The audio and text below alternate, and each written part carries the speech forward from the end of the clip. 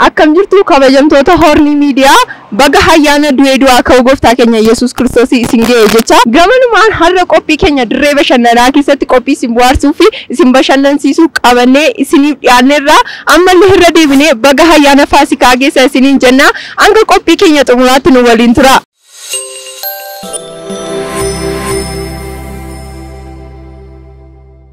Maqaan keessan walaabaa Barsiisaa Lataan jedhama. Aanolii Darajii jedhama. Maqaan koo Milkii Dachaasaa Absaan jedhama. Maqaan koo Daawit Gonfaan jedhama. Lammii Rumicha.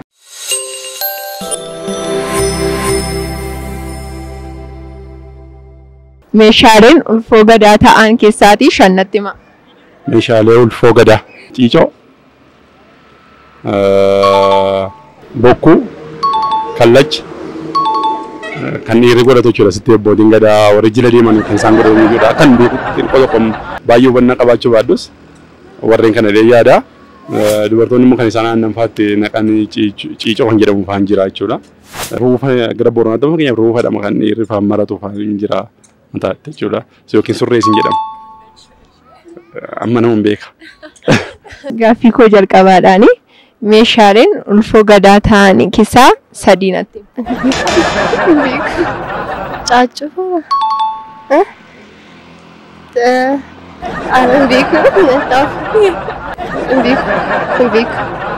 Gaaffii koo jalqabaadhaani. Meeshaalee ulfoo gadaa ta'an keessaatii shannatti. Gabatee. Boraatii. Isana beera. Meeshaaleen ulfoo gadaa ta'an keessaa shannatti. Gaachan. Teeboo.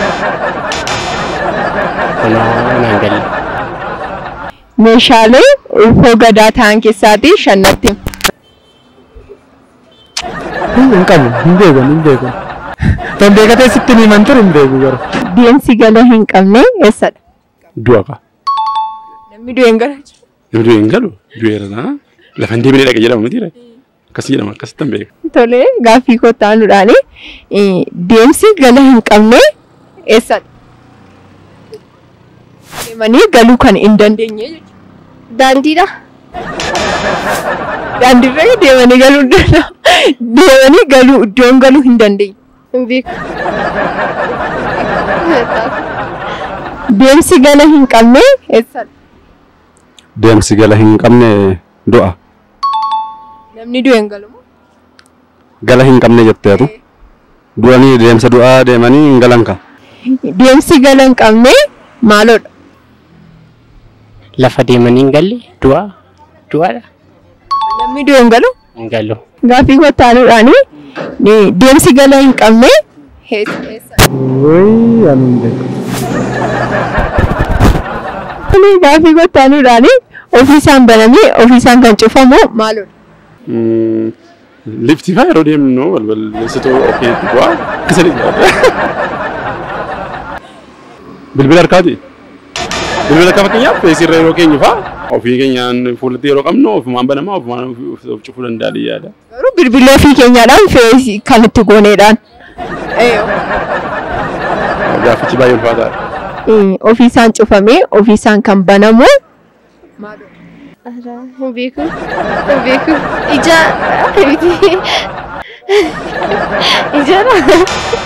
Iji ofiisaan banamee ofiisaan cufama? Hin beeku. Ofiisaan cufamee ofiisaan kan banamu maaloodha? Ija.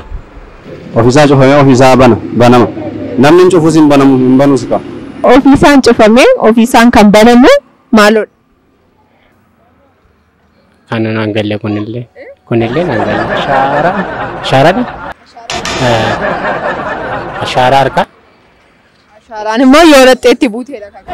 Ashaaraa ilaalamu? Ofiisaan cufamee ofiisaan kan banamu maaloodha? Ofiisaa banamee ofiisaa kan cufamu? Liftiidha. Liftiin natti fakkaata ofii banama ofii cufa. Waanuma akkasii teekinooloojii kan waan ol qabatu. Ofii jechuun waan tuqtuq jira isa booda hin cufama isa booda hin bana. Ofiisaan cufamee ofiisaan kan banamu. Ofiisaa cufama ofiimasaa banama.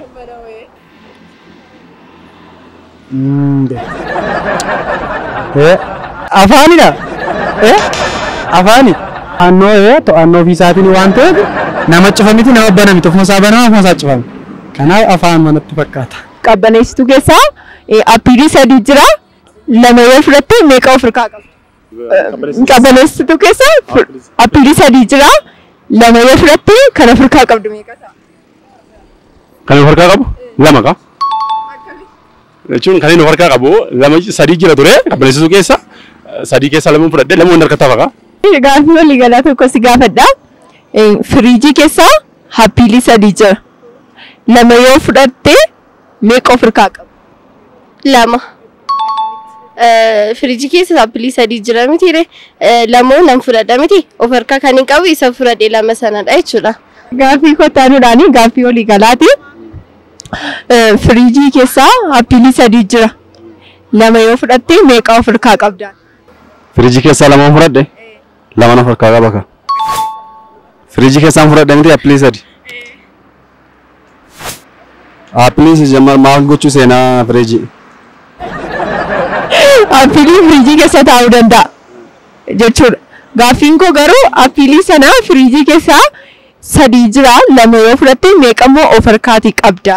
Homaa of harkaan qabu. Firiijii keessaa appiilii 3 qabda. Yoo lama fudhatte meeqa of harkaa qabda? Sadiin qabamanii lamaan fudhadhe keessaa kan of harkaa qabu lamadha kan firiijii keessatti hafe immoo tokkodha. Gaaffii olii galaati. Firiijii keessaa appiilii 3 jira. Appiilii 3 keessaa lama yoo fudhatte meeqa of harkaa qabda? Lama mana of harkaa qaba ka. Biraa maal of harkaa qaba? Lama isaa fudhadha waan ta'eef lamumatu jira. Biraa maaltu jira? 3 jira ture miti. Achi keessatti tokko na dhiisa. Lama yeroo fudhadha harka kiyya keessa jira jechuudha. Kottaanuudhaani suuraa tokkoon isinitti agarsiisa. Namni kun hojiin isaa maaliin beekama? Eenyudha maqaan isaa? Okay, Oneesimoos Nasiibiidha. Yeroo jalqabaatiif macaafa gara afaan keenyaatti kan jijjiire afaan Oromootiin jijjiire akkasumas ogbarruu afaan Oromoo keessatti gahee guddaa nama taphate jechuudha. Afaan nuyi har'a afaan Oromoo dubbannu kana iyyuu barreessinu kana namni bu'uura kaa'ee isa jechuudha. Gaaffii kottaanuudhaani suuraa tokkoon isinitti agarsiisa. Maqaan isaa eenyudha? Hojiin isaa maaliin beekama?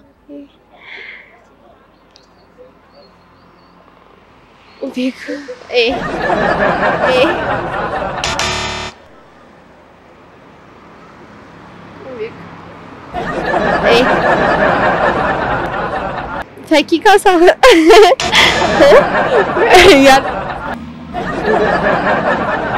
Suuraa tokko isinitti agarsiisa. Maqaan isaa eenyudha? Hojiin isaa maaliin beekama namni kun? Oneesimoos Nasiib.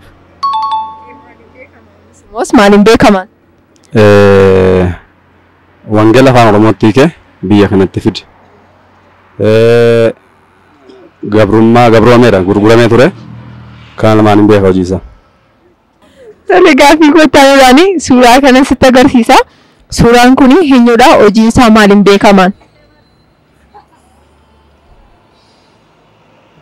Nadhii Gammadaa. Nadhii Gammadaa. Lolaan. Gootummaa isaatiin beekama. Suuraa tokkoon isinitti agarsiisa. Suuraan kun eenyudha? Hojiin isaa maaliin beekama? Eshi na agarsiisi.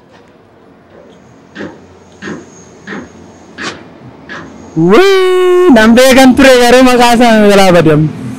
Hayyuudha. Hayyuu Oromooti. Eenyudha maqaan isaa? Goota dha namni kun. Goota Oromoo mini. Goota Oromoo keessaatii akkam hojiin isaa maaliin? Anuun beeksisa. Maqaa isaa toonaa dhoote garuu isnaa dhufuu danda'a. Maqaa isaa waan fudhatan. Gaaffii koo dhumaadhaani ayyaana Faasikaa maaliin yaadatta? Ayyaana Faasikaa kan itti yaadadhu Yesus Kiristoos nuuf jedhee reebamee nuuf jedhee fannifamuu isaati kan yaadadhu. Dhala namaatiif jedhee inni waaqa ture duraanii. Waaqa isa ture kana maal godhe karaa waaqayyo maal godhe karaa Maariyaam fuunfatee kan hidhate biyya lafaa irra dhufee nama fakkaate kan nama kana karaa qajeelchu yookiin immoo karaa jireenyaa ana jedhee karaa namooti karaa agarsiisuudhaan biyya lafaa turetti qoromsi baay'een irratti ka'ee ture jechuudha. sanarratti maal godhee iddoo kana amma dhumaatti fudhate jechuudha. Amma ofiisaaf kennuutti tuu beeku jechuudha. Akka du'e namnis waan of beekuuf duun akka jiru du'a booda mu jireenya akka jiru nutti agarsiisuuf jedhee rakkoo kana hundayyuu ofiisaa fudhate jechuudha. Kanaaf kan akka isa yaadadha yaada. Tole faaruu ayyaana Faasikaa keessaatii tokko nu jedhi. Yesus du'e namne du'aa ka'eera faarfannaa mul'uqanii tokko. Du'aa ka'eera. Yesus du'aa ka'eera kan jiru sana yaadadha jechuudha. Awwaalicha diigee ka'eera, galagalchee ka'eera. Yesus waan akkasii. Du'aa ka'eera mi Yesus du'aa ka'eera. Du'aa ka'eera mi Yesus du'aa ka'eera. Tole gaaffii koo xumuraadhaani ayyaana Faasikaa maaliin yaadatta? Ayyaana Faasikaa akka du'aa ka'uu gooftaa keenyadha. Isaaf kan yaadadha. Tole gaaffii koodhaani faaruu ayyaana Faasikaadhaa fi faarfatame keessaa tokko ni ትንሣኤክ ለምና መለኛ ብርሃን ላክል ወደኛ ብርሃን ላክል ወደኛ ayyaana Faasikaa maaliin yaadatta? Mul'uudhaan yaadadha. Kan biraa Foon handaaqqoo. Kan biraa akka naannoo keenyaatti gaafa mul'uu affeelan sana galgala qaccee tokkos qaccee kan jedhamu jira. Kanaan yaadadha. faaruu ayyaana Faasikaaf faarfatame keessaa kan Ortodoksii yoo ta'u Pirootestaantis tokko nu jedhu. Kan Oromoo keessaa yaa ayyaana waggaa hunduu waggaan si argaa kan jedhu beeku. Toleessuma. Yaa ayyaana waggaa hunduu waggaan si argaa. Roomii gaaddisa garbii kaan goruuf kaata kaan goreen nyaata mee gorii bira darbii. Ayyaana Faasikaa maaliin yaadatta? Ayyaana Faasikaa karaa gammachuudhaan du'ee du'aa ka'uu gooftaa keenya Yesuus Kiristoos illee nus madaa'uu isaatiin fayyina argachuu kanaan na yaadadha. Ayyaana Faasikaa baay'ee kabajaa kiristaanonnis. Tole faaruu ayyaana Faasikaaf faarfatame keessaa tokko nu. Awwaalicha diigee du'aa ka'eera. Du'aa ka'eera Yesuus du'aa ka'eera. Du'aa ka'eera Yesuus du'aa ka'eera. Awwaalicha diigee du'aa ka'eera. Dhagaa gargashee du'aa ka'eera. Kan jedhudha galatooma. Ayyaanni Faasikaa maaliin yaadatta? Yerootti gooftaa Yesuus du'ee du'a mo'ee ka'e mitiire. Kan itti yaadannu namoota gargaaruutiin rakkattoota bira dhaabachuutiin waan gooftaa Yesuus lafa kanarra jiru raawwate nutis lafa kanarratti raawwachuutiin yaadatama. Ofii nyaachuu fi dhuguu osoo hin taane namoota rakkatan illee namoota hin qabne illee bira dhaabbanne yeroo gargaaruu yaadatama jechuudha. Tole ayyaana Faasikaa kana ilaalchisuudhaan faaruu ayyaana Faasikaa kana ilaalchisu keessaa tokko nu jedhu. Wayyoo gara keessaa finna. Du'aa ka'eera. Dakka dhiisi. Naa jira gara ummata dhiisi. Tole gabaasummaanii nama ittiin ayyaana baga geessa ittiin jechuu barbaaddu ayyaana Faasikaa kana yoo qabaatu. Okay, hordoftoota kiristaanaa maraanuu akkasumas gama amantaa Ortodoksiitiin soomirra kan turan baga geessa jechuun barbaada akkasumas amantoota Pirootestaantiitiin baga geessa jechuun barbaada akkasumas haadha manaa koo obsee bardaatiin baga geessa jechuun barbaada obboloonni koo jiru maatiin koo biyya jiran hundumtuu baga geessa jechuun barbaada isinis galatoomaa jechuun barbaada isinis baga geessa jechuun barbaada. Namoonni baga ayyaana Faasikaa geessan namatti jechuu barbaadeen ergaa kee dabalata. Si galatoomaa hunda kan amantaa kiristaanaa hordofuuf hunda baga ayyaana du'aa ka'uu Yesuus Kiristoos isiniin ga'ee maatii koo fi hiriyoota kootiin bagatti isiniin ga'een jedha. Tole gabanumaanii nama baga ayyaana Faasikaa geesse ittiin jechuu barbaadduun dhaamsa kee dabalata. Uummata Oromoo maraan baga ayyaana Faasikaa nagaan geessaniin jedha. Egaa gabanumaadhaanii ergaa baga geesse namatti jettu yoo qabaatte. Namoonni akka kiristaanatti hundumti keenyayyuu baga isiniin ga'een jedhaani ayyaana Faasikaa karaa nyaatanillee karaa uffannaadhaanillee warroota hin qabne gargaaruun karaa nyaatan karaa uffataanis waliin taanee akka kabajnuuf Waaqayyo nu haa gargaaru jedha. Gamasummaan ergaa ayyaana dabarfadha. Uummata bal'aa Oromoo hundi baga ayyaana du'aa ka'uu gooftaa Yesuusiin isin ga'ee baga geessanii baga raaftanii asiin geessanii hin darba barri kun immoo akka kanaatti nafu barri bo'uu barri gadduu hin darba gaaf tokko akka saba guddaa taane saboota warra kaanitti illee agarsiisna nu jiraadha iddoo jirtanitti nagaa ta'an jedha kan biraama maatii ko obborumichaa wiirtuu iddoo jirtutti abbaa kiyya baga ayyaana kanaas ga'ee ayyaanatti aanullee waaqayyo nu gargaare wajjiniin kabanya jedhee yaada maatii keenya hundumaa obsee biraazerii ko raffisaa hundumtu maatii fi hiriyoonni ko hundumtu bagattiin sin ga'ee ayyaana gaarii isiniif haa ta'u ayyaana kana yeroo kabajjan immoo rakkattoota warra dhaban yaadadha akkasitti tokko kabajjan baay'ee natti tola akkasillee godhan gaariidha natti fakkaata. Egaa kabajamtoota daawwattoota keenya daandii gubbaarra deemnee nama gaafachaa turre olitti deebineerra gaaffii koo jalqabaadhaan meeshaaleen ulfoo gadaa shaannatti miidhee gaafadheen ture isaanis bokkuu siinqee caacuu alangeedhaa fi kallacha ture jechuudha. Gaaffii koo jalqabaadhaan kanan gaafadhee ture gaaffii koo ittaanoodhaan deemsi galaa hin qabne maaloodha jedhee gaafadheen ture.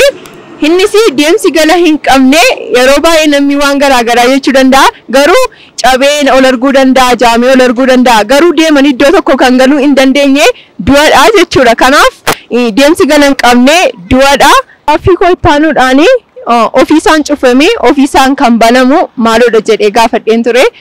Ofiisaan cufamee ofiisaan kan banamu ijadha. Iji keenya sa'aatii barbaadutti ofiisaan banama sa'aatii barbaadutti immoo ofiisaan cufama jechuudha. Firiijii keessaatii appiilii 3 yoo qabda ta'e 2 yoo fudhatte meeqa ofirkaa qabda jedhee gaafadheen ture.